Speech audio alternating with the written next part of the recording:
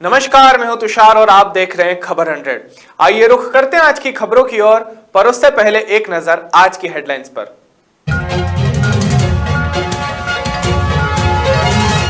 छठी मैया का पर्व धूमधाम से मना, महिलाओं ने डूबते सूर्य को दिया अर्घ्य। उमरिया जिले में शिक्षक बना जल्लाद, बहरे से बच्चे को पीटकर तोड़ा हाथ। बाघों की मौत का आंकड़ा बढ़ा, मंत्री के सामने खुली फील्ड डायरेक्टर की पोस्ट। देवास की नमकीन दुकान में लगी भीषण आग, फायर ब्रिगेड की टीम मौके पर पहुंची।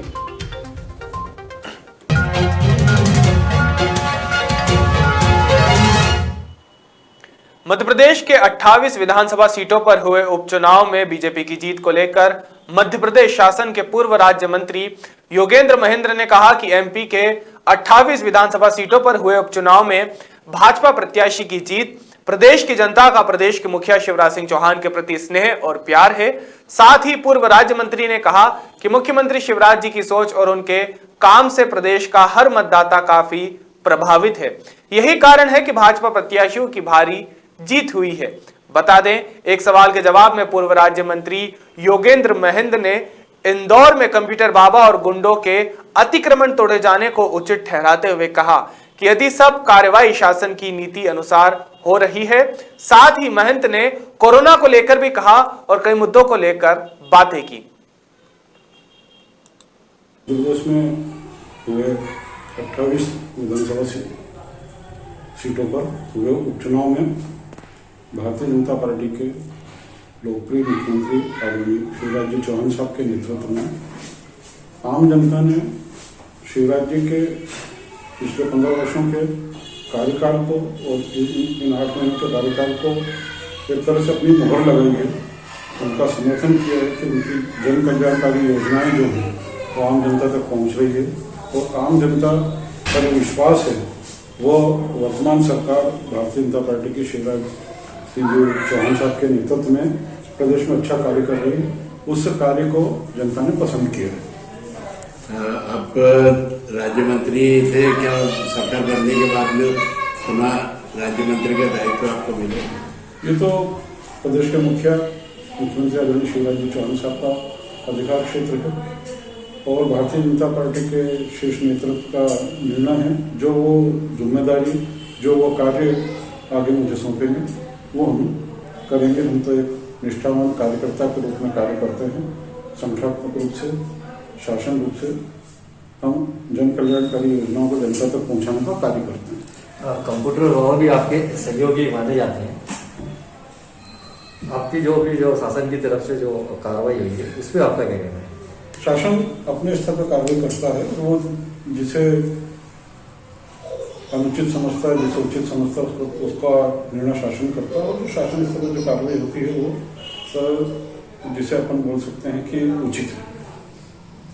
अभी हाल ही में नगर निगम के चुनाव भी होने की संभावना है, सब अखबारों के माध्यम से भी ज्ञात हो रहा है और निर्वाचन आयोग की तैयारी चल रही है। तो नगर निगम चुनाव में क्या भूमिका रहेगी? निश्चित रूप से प्रदेश में इस पर बहुमत प्राप्त करने के बाद भारतीय जनता पार्टी मध्य प्रदेश में शीघ्र ही नगर निकाय के चुनाव होने वाले हैं। इन चुनाव में निश्चित रूप से युवाओं को उचित अवसर प्रदान किया जाएगा और नगर निगमों में जब भारतीय जनता पार्टी के समर्थन की सरकारें, लोकल सरकारें जब बनेगी तो जो सरकार की जो मंशा है, जो उनकी कल्याणकारी योजनाएं हैं वो नगर निगम के माध्यम से आम जनता के आखिरी व्यक्ति तक पहुंचेगी। कहीं ना कहीं देखा जाए तो ये भी कि फिर कांग्रेस कांग्रेस के लोगों ने ईवीएम के ऊपर आरोप लगाया, तो अब क्या समझते हैं? ये कांग्रेस हर बार चुनाव हारने के बाद इस प्रकार के आरोप लगाती है, जबकि पिछले 2018 के चुनाव में मध्य प्रदेश में कांग्रेस सरकार बनी थी। उस समय भी ईवीएम से चुनाव हुए थे, उन्हीं मशीनों से चुनाव हुए थे और उस समय पक्ष में निर्णय आ गया तो बोले अच्छी है और यदि विपक्ष में लगा तो बोले इसमें त्रुटि है या इस प्रकार की धांधली होती है। आरोप लगाना कांग्रेस की परंपरा बन चुकी है। हमारे शास्त्रों में गुरु को भगवान से भी ऊंचा दर्जा दिया जाता है, लेकिन आज गुरु क्रूरता की सीमाओं को पार कर रहे हैं। ऐसा ही मामला उमरिया जिले के महरोई का सामने आया है, जहां पर डीपीएस स्कूल के शिक्षक टीकाराम राय ने कक्षा 5वीं और के 9 वर्षीय छात्र अभिषेक रैदास को एक प्रश्न का उत्तर नहीं देने पर बड़ी ही क्रूरता से पीटा और जातिगत गाली देकर बच्चे का हाथ तोड़ दिया। जबकि प्रदेश सरकार के स्पष्ट निर्देश हैं कि कक्षा 8वीं तक की कक्षाएं संचालित नहीं होगी, लेकिन इसके बावजूद भी डीपीएस स्कूल द्वारा नियम विरुद्ध कक्षा 4वीं से 10वीं तक की कक्षाएं संचालित की जा रही है। छात्र के पिता ने पुलिस थाने जाकर रिपोर्ट दर्ज भी करवाई है। फिलहाल जिला शिक्षा अधिकारी ने जांच करवाने का हवाला दिया है। मेरा नाम अभिषेक रैदास है, कक्षा 5th डिवर्सिक पब्लिक हाई स्कूल में पढ़ रहा हूँ और हमारे साथ मारपीट हुई है। कौन मारे? बड़े साथ क्या नाम? राय। क्यों मारे हैं? एक को चंदी बन रहा था। पहले भी मारे हैं? यस, कितना? 2 बार। क्या मारे? कैसे मारे? कैसे मारते पहले हैं? लाठी से।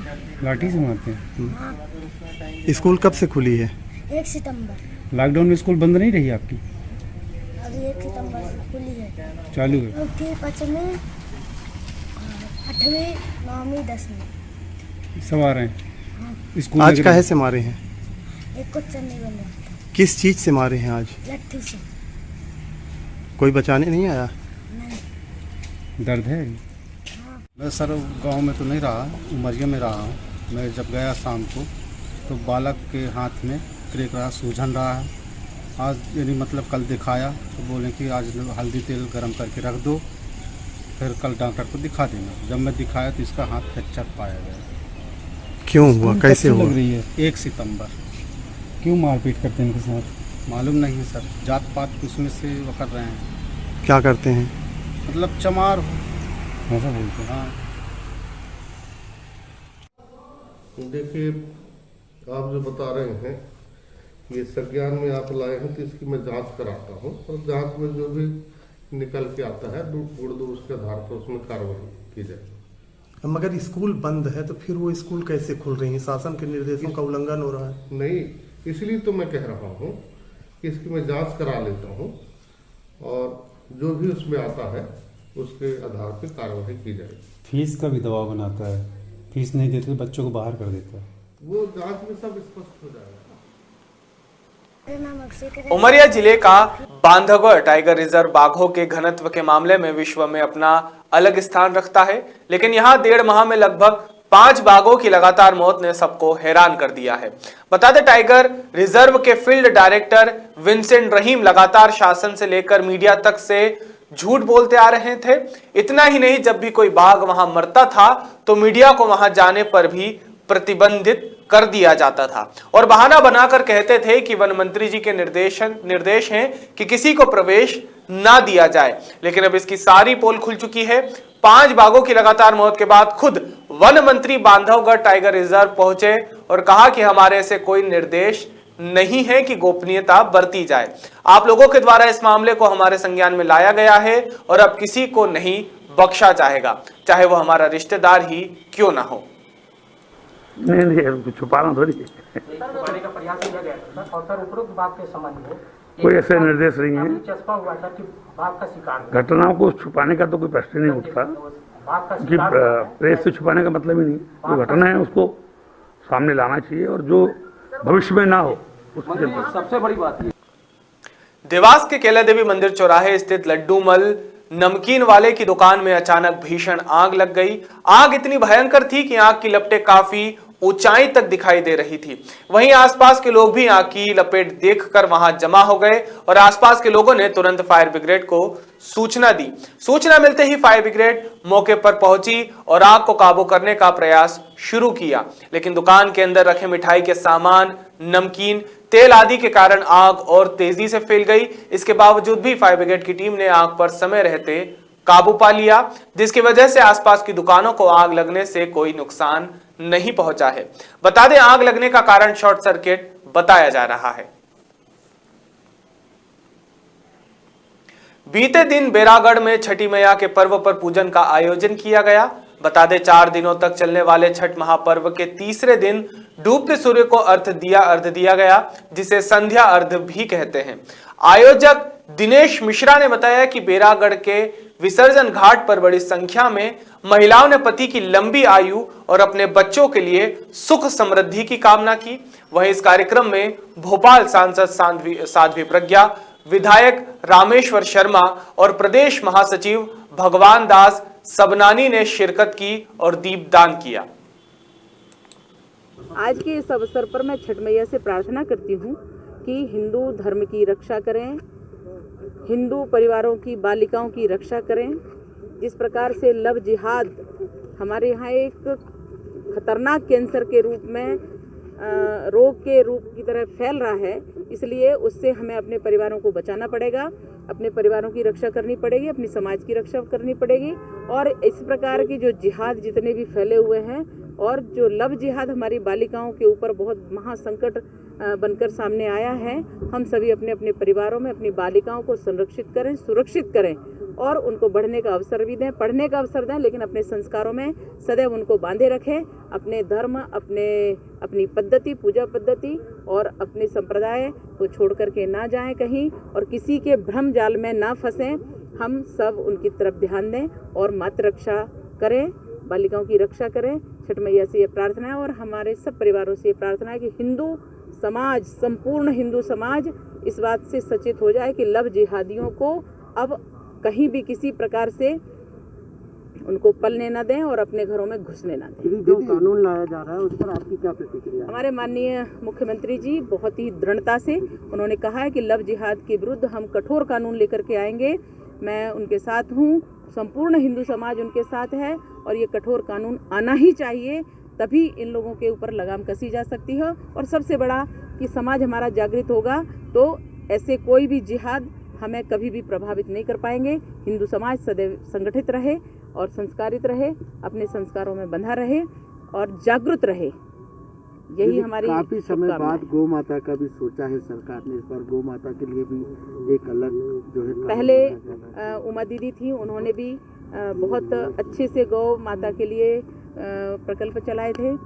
माननीय मुख्यमंत्री शिवराज जी ने भी अभी बहुत बड़ी कैबिनेट की जो घोषणा की है, कैबिनेट बन जाएगा तो हमारी गौ माता जो रोड पे घूमती हैं, रोड पे मजबूर होकर के उनको रहना पड़ रहा है बरसात के सीजन में या अन्य सीजन में भी, तो वो अब नहीं होगा। गाय संरक्षित और सुरक्षित होंगी तो हमारा जीवन भी सुरक्षित होगा, निरोगी। भोजपुरी समाज खासतौर से पूर्वांचल क्षेत्र के लोग इसको पूरे विश्व में जहाँ पर भी हैं, जैसी व्यवस्था उनके पास है, इसमें निर्जला व्रत रहती है। और ये 4 दिवसीय छठ महापर्व है। नहाए खाए के साथ ये व्रत चालू होता है, उसके बाद खरना होता है, फिर उसके बाद पहला अर्घ डूबते हुए सूर्य भगवान को दिया जाता है। सुख शांति संतान प्राप्ति के उद्देश्य से ये व्रत किया जाता है। तो बहुत कठिन व्रत है, इसमें महिलाएं 36 घंटे का निर्जला व्रत रहती हैं और जो उनकी कठिन से कठिन मनोकामना भी रहती हैं, इस व्रत के माध्यम से वो लोग प्राप्त करती हैं। इसलिए आने वाली पीढ़ी है, जैसे उनकी बहुएँ भी आती हैं, तो वो भी जब उनको संतान प्राप्ति होती है तो वो भी अपना व्रत चालू कर देती हैं। बाई चांस उनको अगर 2-3 साल हो गया संतान प्राप्ति नहीं हो पा रही तो भी व्रत को फिर चालू कर देती हैं प्राप्ति करने के लिए। तो छठ मैया की कृपा से उनकी भी मनोकामना पूर्ण होती है। इस व्रत का बहुत महत्व है। अभी के लिए केवल इतना ही। बाकी ताज़ा खबरों के लिए जुड़े रहिए खबर 100 के साथ, जनता की बुलंद आवाज।